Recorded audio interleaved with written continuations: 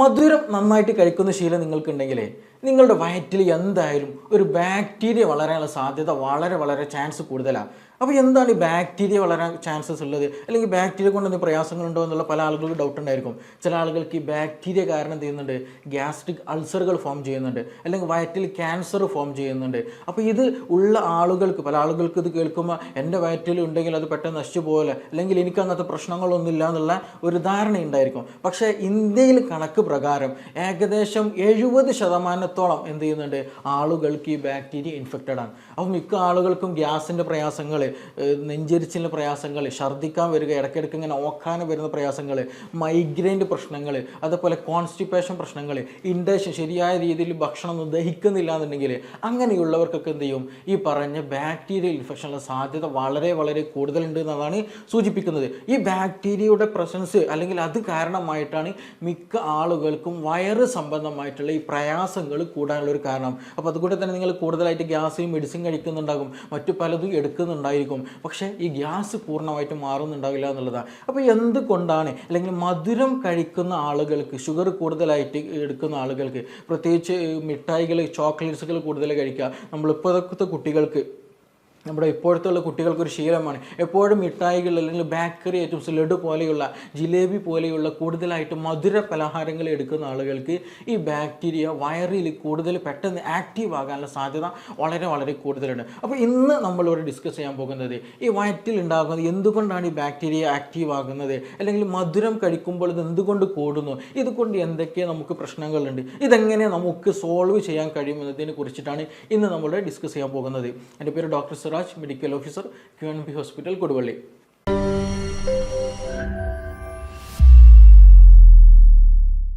അപ്പോൾ ഈ മധുരം കൂടുതലായിട്ട് കഴിക്കുന്ന ആളുകൾക്ക് ഞാൻ നേരത്തെ പറയുകയുണ്ടായി, ഇന്ത്യയിൽ തന്നെ ഏകദേശം 70% ആളുകളെയും ബാധിച്ച ഒരു ബാക്ടീരിയയാണ് എച്ച് പൈലോറിക് എന്നുള്ള ബാക്ടീരിയ. നമുക്കറിയാം നമ്മുടെ സ്റ്റൊമക്ക്, വയറ്റിൽ ആസിഡിറ്റി നന്നായിട്ടുണ്ട്, ആസിഡിൻ്റെ പ്രസൻസ് നന്നായിട്ടുണ്ട്. അപ്പോൾ സ്വാഭാവികമായിട്ടും എന്ത് സാധനം കഴിച്ചാലും എന്ത് ചെയ്യും, അത് ദഹിച്ചു പോകും. പക്ഷേ ചില ബാക്ടീരിയയുടെ പ്രസൻസുകൾ അവ എന്ത് ചെയ്യില്ല, കംപ്ലീറ്റ് നശിച്ചു പോകില്ല, അല്ലെങ്കിൽ അത് സർവൈവ് ചെയ്യുമെന്നുള്ളതാണ്.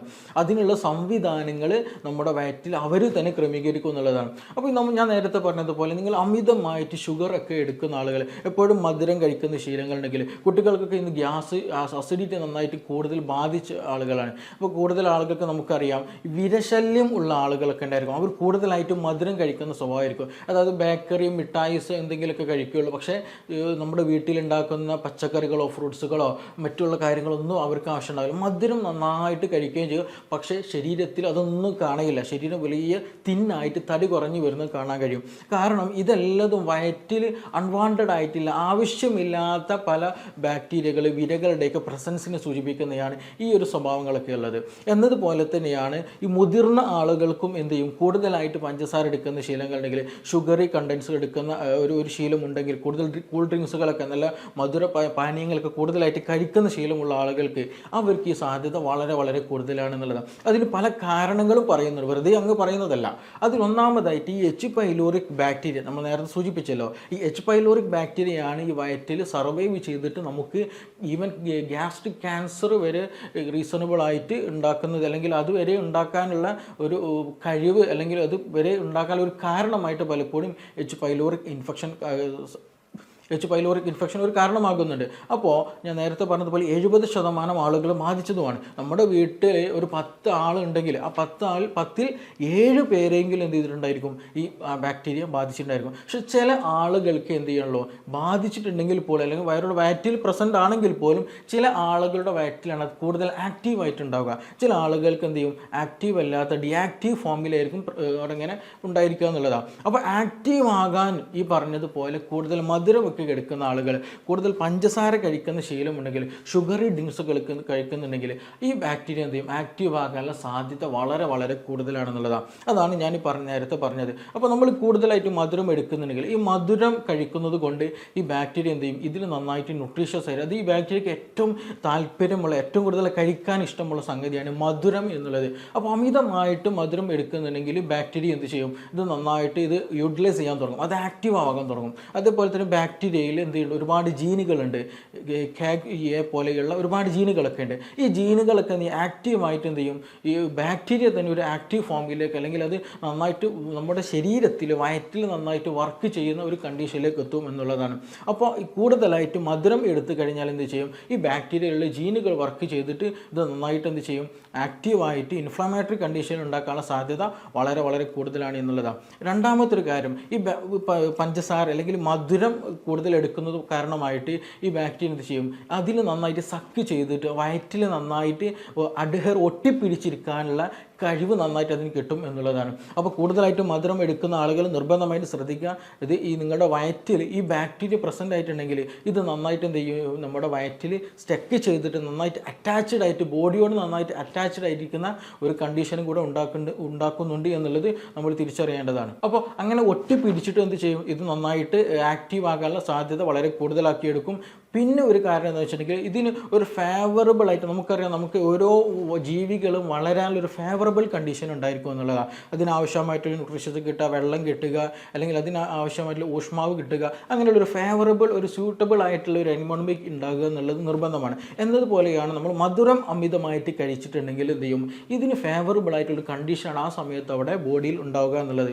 അപ്പോൾ അങ്ങനെ കൂടുതൽ മധുരം കഴിച്ചിട്ടുണ്ടെങ്കിൽ ഈ പറഞ്ഞതുപോലെ ഈ ബാക്ടീരിയക്ക് ഫേവറബിൾ ആയിട്ടുള്ള ഒരു കണ്ടീഷൻ എന്ത് ചെയ്യും, ഒരു നാച്ചർ അവിടെ ഫോം ചെയ്യുകയും അതിലൂടെ എന്ത് ചെയ്യും, ഈ ബാക്ടീരിയ നന്നായിട്ട് വളരുകയും ചെയ്യും എന്നുള്ളതാണ്. പിന്നെ ലാസ്റ്റത്തെ ഒരു കാര്യം കൂടെ നമ്മൾ ശ്രദ്ധിക്കേണ്ടതുണ്ട്.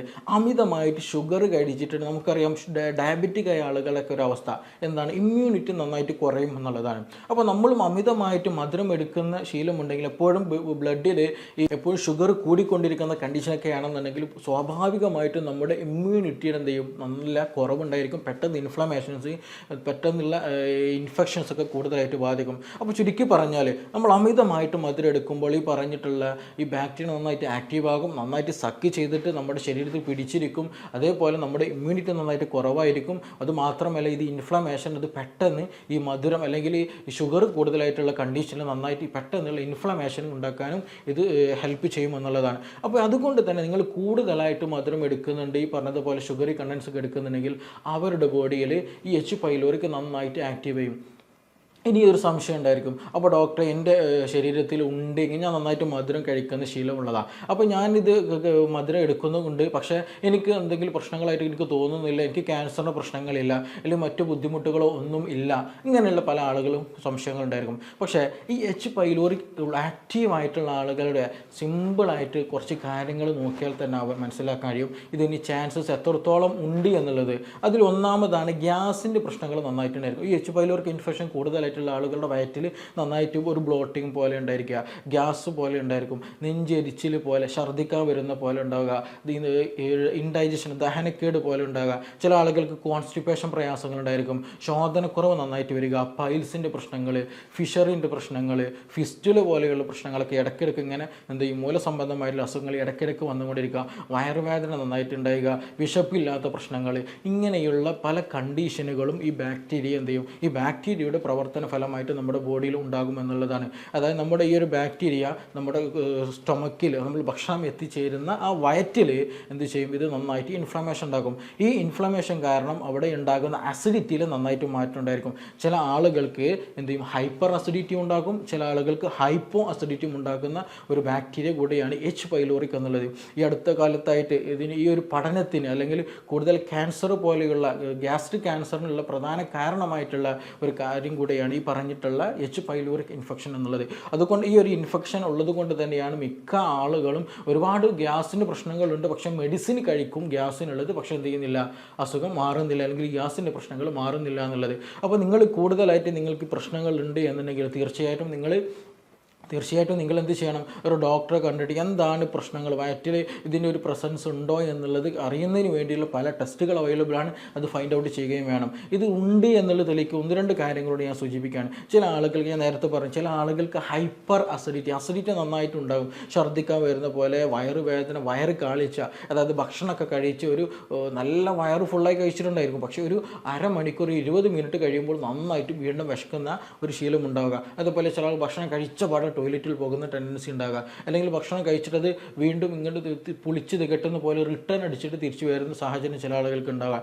അല്ലെങ്കിൽ ചില ആളുകൾക്ക് നല്ല തലവേദന നന്നായിട്ട് മൈഗ്രെയിൻ പോലെയുള്ള പ്രശ്നങ്ങൾ വരിക. അപ്പോൾ ഇതിൻ്റെയൊക്കെ ഒരു പ്രധാന സോഴ്സ് എന്ന് പറയുന്നത് ഇത് തന്നെയാണ്. ഈ മൈഗ്രെയിൻ എന്തുകൊണ്ട് മാറുന്നില്ല, അല്ലാന്നുണ്ടെങ്കിൽ ഗ്യാസ് സംബന്ധമായ പ്രശ്നങ്ങൾ എന്തുകൊണ്ട് മാറുന്നില്ല, ഇങ്ങനെയുള്ള അതുപോലെ പൈൽസ് സംബന്ധമായ പ്രശ്നങ്ങൾ, കോൺസ്റ്റിപ്പേഷൻ, ഈ വയറ് സംബന്ധമായിട്ടുള്ള പല പ്രയാസങ്ങളും മാറാത്തതിൻ്റെ പ്രധാന കാരണം എന്ന് പറയുന്നത് എന്താണെന്ന് ചോദിച്ചിട്ടുണ്ടെങ്കിൽ ഈ പറഞ്ഞിട്ടുള്ള എച്ച് പൈലോറിക്കാണ്. ഈ എച്ച് പൈലോറിക് ഞാൻ നേരത്തെ പറഞ്ഞു, ഇന്ത്യയിൽ തന്നെ 70% ആളുകളെയും ബാധിച്ചിരിക്കുന്ന ഒരു സാധനമാണ്, അല്ലെങ്കിൽ ഒരു ഇൻഫെക്ഷനാണ് യഥാർത്ഥത്തിൽ എച്ച് പൈലോറിക് എന്നുള്ള ബാക്ടീരിയ.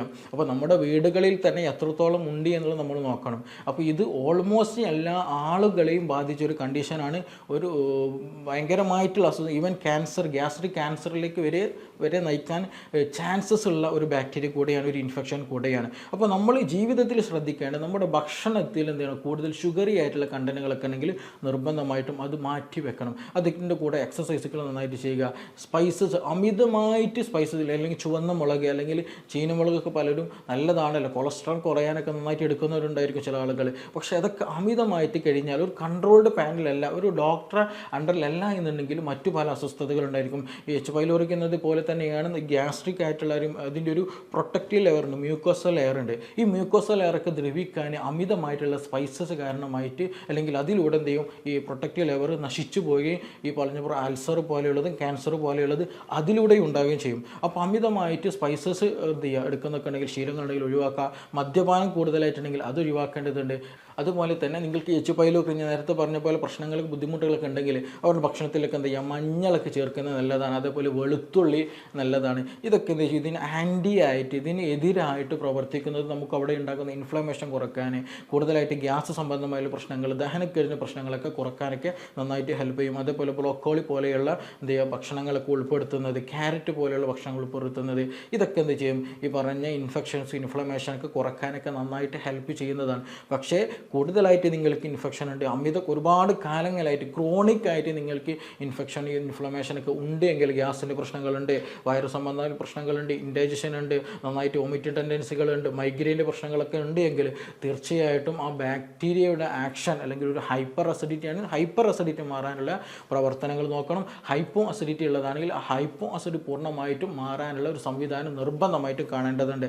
അതേപോലെ തന്നെയാണ് ഈ ബാക്ടീരിയകളെ നശിപ്പിക്കാൻ കഴിയുന്ന, അല്ലെങ്കിൽ ഈ പറയുന്ന എച്ച് പൈലോറിക് ബാക്ടീരിയക്ക് കുറക്കാൻ പറ്റുന്ന, അതിനെ ഇല്ലാണ്ടാക്കാൻ സഹായിക്കുന്ന, അതിൻ്റെ പ്രവർത്തനം പരിമിതപ്പെടുത്താൻ കുറക്കാൻ വേണ്ടി സഹായിക്കുന്ന ഒരുപാട് നല്ല ബാക്ടീരിയകളും കൂടെ നമ്മൾ എന്ത് ചെയ്യണം, നമ്മുടെ ഭക്ഷണത്തിലേക്ക് എത്തേണ്ടതുണ്ട്. അതിന് പറ്റിയ ഏറ്റവും നല്ലൊരു സംഗതിയാണ് തൈര് എന്നുള്ളത്. നല്ല അമിതമായിട്ട് പുളിച്ചതല്ലാത്ത ഒരു മിതമായ പുളിയുള്ള തൈരുകൾ നമ്മുടെ സലാഡുകളായിട്ടോ അല്ലെങ്കിൽ മറ്റെന്തെങ്കിലും രൂപത്തിലുള്ള ഭക്ഷണത്തിൽ എന്ത് ചെയ്യണം, കഴിക്കാൻ ശ്രദ്ധിക്കുക.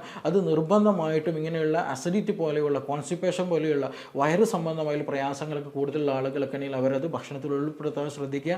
അതേപോലെ തന്നെ പയറ് വർഗ്ഗങ്ങൾ, നല്ലതായിട്ട് ഫൈബർ അടങ്ങിയ സാധനങ്ങളാണ് ഈ പയറ്, ചെറുപയർ, കടല പോലെയുള്ളതൊക്കെ. അപ്പോൾ അതൊക്കെ നന്നായിട്ട് നമ്മുടെ ഭക്ഷണത്തിൽ ഉൾപ്പെടുത്തുക. നന്നായിട്ട് വെജിറ്റബിൾസ്, ഫ്രൂട്ട്സുകളൊക്കെ എന്ത് ചെയ്യണം, ഭക്ഷണത്തിൽ ഉൾപ്പെടുത്തുക. അപ്പോൾ ഈ പറഞ്ഞിട്ടുള്ള നല്ല ബാക്ടീരിയ വളരുകയും ചീത്ത ബാക്ടീരിയ ഇല്ലാണ്ടാക്കാൻ, അതിൻ്റെ പ്രവർത്തനം പരിമിതപ്പെടുത്തിയിട്ട് അത് ഒരു സഡൻ ബ്രേക്ക് ഇട്ട പോലെ അത് ഇല്ലാണ്ടാക്കി കളയാൻ എന്ത് ചെയ്യും, ഈ പറഞ്ഞിട്ടുള്ള ഭക്ഷണശീലങ്ങൾ കൊണ്ട് നമുക്ക് നല്ലോണം സാധിക്കും എന്നുള്ളതാണ്. അതേപോലെ തന്നെ അമിതമായിട്ടുള്ള ടെൻഷനൊക്കെ എടുക്കുന്ന ആളുകൾ, എപ്പോഴും സ്ട്രെസ് ഒരു കണ്ടീഷനൊക്കെയാണ് നിങ്ങളുണ്ടെങ്കിൽ ഈ പറഞ്ഞിട്ടുള്ള എച്ച് പൈലോറിക് എന്ത് ചെയ്യും, നന്നായിട്ട് ആക്റ്റീവ് ആകാനുള്ള സാധ്യത കൂടുതലാണ്. അപ്പോൾ നിങ്ങൾ എന്ത് ചെയ്യണം, ഒരു സ്ട്രെസ് ഫ്രീ ആയിട്ടുള്ള ഒരു എൻവയോൺമെൻറ്റ് എപ്പോഴും കീപ്പ് ചെയ്യാൻ ശ്രദ്ധിക്കുക എന്നുള്ളതാണ്. ഞാനിതിന് പറയുന്നതിൻ്റെ ഒരു ഗൗരവം, ഇന്ന് നമ്മുടെ എസ്പെഷ്യലി നമ്മുടെ കേരളത്തിൽ മലയാളികളിൽ ഏറ്റവും കൂടുതൽ ബാധിച്ച ഒരു സംഗതിയാണ് ഈ പറഞ്ഞിട്ടുള്ള എച്ച് പൈലോറിക് എന്നുള്ളത്.